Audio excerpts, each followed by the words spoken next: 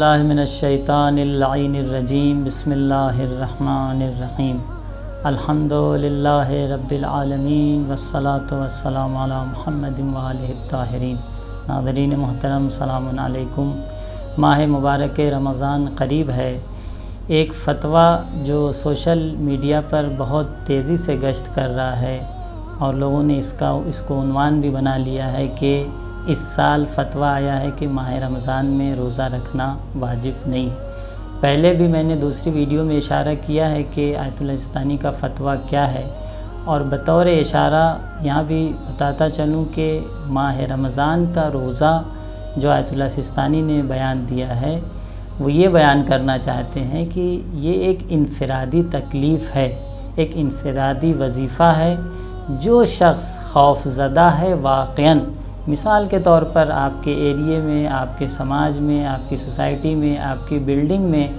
ایسا کوئی کیس ملا ہے، یا آپ کا یونٹی پاور کمزور ہے اور آپ کو ایسا لگتا ہے کہ اس بیماری میں مبتلا ہو جائیں گے، تو جس طریقے سے دوسری بیماریوں کا لاحق ہونے کا خوف انسان پہ اگر طاری ہوتا ہے، مثال کے طور پہ کوئی انسان بہت زیادہ مریض ہے، یا ایسا اسے لگتا ہے کہ روزہ رکھے گا تو کسی اور بیماری میں مبتلا ہو جائے گا، ٹھیک اسی طرح یہ بیماری بھی ہے۔ ایسا نہیں کہ کوئی ایک کلی فتویٰ اور کلیہ بیان کیا گیا ہو کہ اس سال پر روزہ واجب نہیں ہے۔ اسے جیسا کہ پھیلایا جا رہا ہے سوشل میڈیا پہ اور عوام میں کچھ غلط فہمیاں بھی ہیں، کوئی پھیلا نہیں رہا ہے، لیکن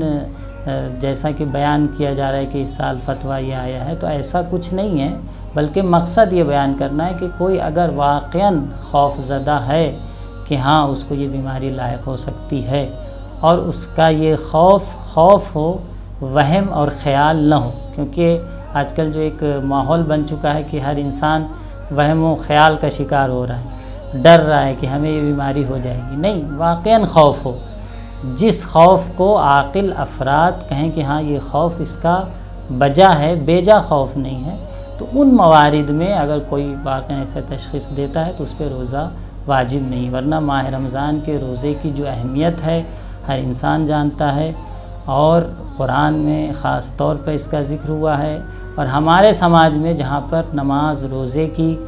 کہیں نہ کہیں اہمیت نہیں پائی جاتی ہے، کچھ لوگوں کے افراد درمیان اہمیت نہیں پائی جاتی،